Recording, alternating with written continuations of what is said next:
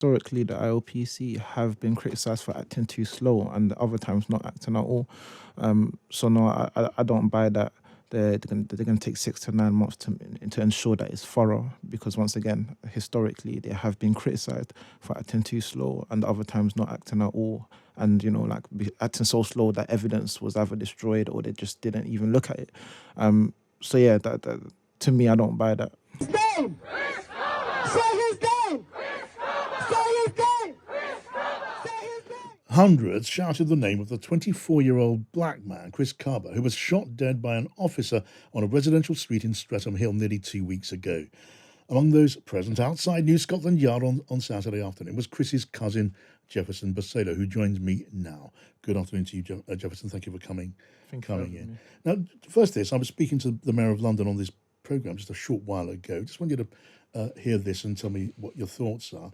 Sadiq Khan, I asked him what his message was to you and to Chris's family. He said this. Whenever armed officers discharge their firearm, it's right and proper. That's brought under intense scrutiny, and the officers know this. We need armed officers across our cities. They have a role to play, but it's right and proper that we have a proper system to police the police. Those checks and balances are crucial. So I fully supported the independent police watchdog, the IOPC, investigating the circumstances under which Chris Kaba was shot. I also support their decision to launch a homicide investigation. So there is the Mayor of London, Sadiq Khan, supporting the action that's been taken so far after the shooting by the police and the police authorities. What do you say to that? Well, it's difficult for me to fully support them and put my trust in the IOPC when there's been, very simple questions that have gone unanswered.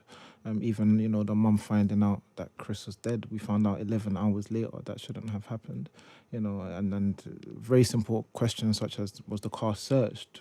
He was shot on Monday night, and on Wednesday afternoon, the IOPC couldn't tell us whether the car was searched. And when they did tell us, finally, after some pressure, they couldn't tell us whether they found a weapon in the car. They couldn't tell us whether the car was registered to him. There were so many things that we asked that was really simple, really simple questions and demands that weren't met, which made us question, the urgency they were taking this case with. Now, your cousin was shot, wasn't he, after being stopped by police in Streatham, South London, not very far away from here. And there is now an official investigation, which is expected to take maybe a considerable period of time. The promise is that it will be thorough. So when you demand justice, Jefferson, what do you mean by that? For us, we want a fair investigation. We want, officers in question to be interviewed as soon as it's possible. We don't want it to take between 6 to 9 months for them to come back with a decision that we believe is not right or fair. We want a charging decision within weeks, and we want it to be just. Because as you can imagine, we're quite mind-boggled as to how a hard stop in which an unarmed man was in the car ended up being fatally shot. It doesn't really make sense to us, and this is hopefully what the investigation is going to show. Now, when you say you want it to be just, I mean, of course you do. I mean, those who are supporting you and your campaign, and many other people would wish and demand that it should be just. And you say it shouldn't take so long as well. Isn't it better, Jefferson, to do it properly than to do it quickly? But the question is, doing it properly, why should it take between 6 to 9 months? Unless they can justify that to us, because they have all the evidence at their disposal. They're not going to be, going all over the country looking for a suspect, looking for evidence. They have everything right there in front of them. So I don't understand why assessing all that evidence will take between 6 to 9 months. And once again, they haven't justified it. It seems like they've just plucked out a number from thin air. Well, I mean, I couldn't give you a chapter and verse on why it would take any number of months, but they do say they need to study the evidence available, look at the various accounts from different people and compare them, and look at whatever presumably CCTV evidence may be available and interrogate all of that. And the idea, as it's being presented to us, the public, and to you as well, is that they mean to be thorough. Isn't that surely the most important thing? No, because historically the IOPC have been criticised for acting too slow and other times not acting at all. So no, I don't buy that. They're going to take 6 to 9 months to ensure that it's thorough, because once again, historically, they have been criticised for acting too slow and other times not acting at all. And, acting so slow that evidence was either destroyed or they just didn't even look at it. So yeah, that to me, I don't buy that.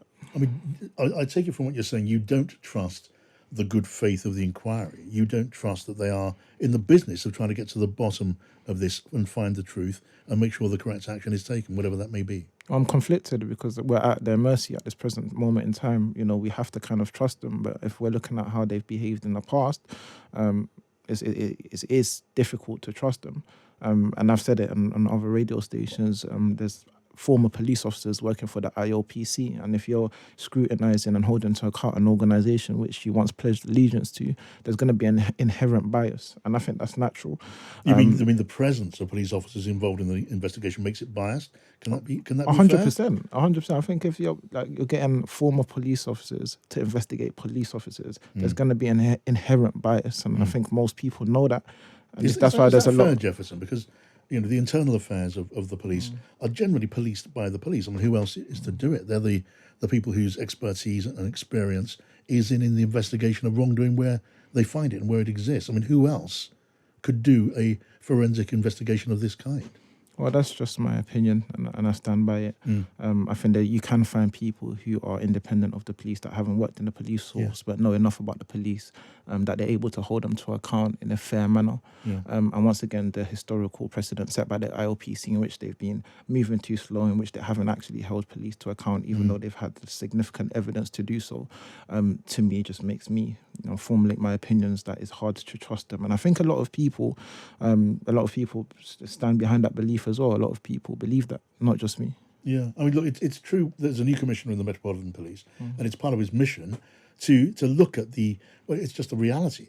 The different parts of the population of this city, black people of other ethnic minorities, are less likely to trust the police than others. Is that really what we're talking about here? Do you just not trust the police full stop, or do you believe from what you know of this case there's reason for that? Well, I was talking about the IOPC, but if we're talking about the police, the recent, in 2021, there was a report, and it was published by Police Watchdog, but I saw it on an article published by Nadine White, in which black people are more likely to die after coming into contact with the police. And that's an official, piece of research by Police Watchdog. Personally, I've seen, not just me, I've seen multiple other people that I know, black people of colour, being over-policed, being stopped and searched for no reason. Even if you look at, I believe her name was Child Q recently, what happened to her. Like, there's so many things that happen to black and ethnic minority people, in which we are over-policed, in which we are, I would say, abused by the police. So I'm not just talking from research, I'm talking from experience and what I've seen.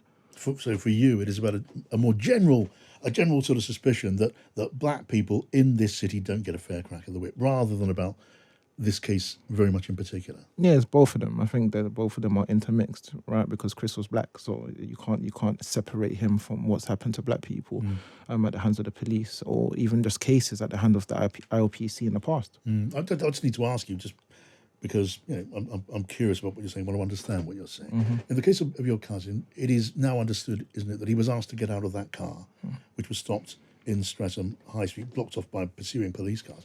He was asked to stop 12 times. Is it, in your mind, possible that what happened here was some kind of honest mistake? I don't know where we've gotten 12 times from. I think a witness said that, but the IOPC haven't told us that. They haven't said that officially, so they haven't released any statements saying that, and they haven't told the family that he was asked to get out 12 times. So for me, I don't know where that's coming from. And even if he's asked to get out 100 times, unless there's a threat to the police officer's life, that's no reason to shoot him dead. So asking someone to get out the car 12 times doesn't mean you're allowed to shoot them in the head. Right. And it is part of the information that's now being made public that your cousin had firearms convictions on his record. What about that? Could that be relevant at all? Well, not necessarily, because they said that the car was a suspect car and the car weren't registered to him. So unless this was a targeted operation, which they haven't told us, they didn't know who was in that car. And I think if everyone who had firearms convictions in the past were located and tracked and hounded down by the police and shot dead, then there'll be a lot of dead people in the city. So Jefferson, the officer concerned here, has been suspended now, hasn't he? Yeah. Yeah, well, we welcome that. Well, I don't know how you want us to feel about that. Surely he should be suspended if he's under criminal investigation. I don't know surely that should be a natural like the next step once you're under criminal investigation. Well, because there were demands that there should be a suspension, and now there has been. We shouldn't have had to demand that. That should have followed suit straight away. Let me just ask you finally, and thanks again for coming in That's right. and sharing your thoughts. What response is it that you feel you need to see to address your concerns? Now the process is underway. There is going to be an inquiry, probably quite a lengthy inquiry, presumably one imagines a thorough inquiry. What do you need to see come out of that to be reassured that you've got the justice you're demanding? One, we need transparency, so we need to be kept in the loop throughout the whole inquiry, throughout the whole investigation. And secondly, like, we just do not understand how whatever surfaced that incident led to a fatal shooting. We felt like he was unjustly shot. That's our personal opinion, and we're fighting for justice. And we want, as I said, a charging decision within weeks and not months. All right, Jefferson, well, maybe we can talk again as this goes on, and when we've got some sort of conclusion, perhaps you'll come back in and we can talk about whatever that was. Yeah, 100%. All right, Jefferson Bosela, thank you for coming in. Thank you for having me.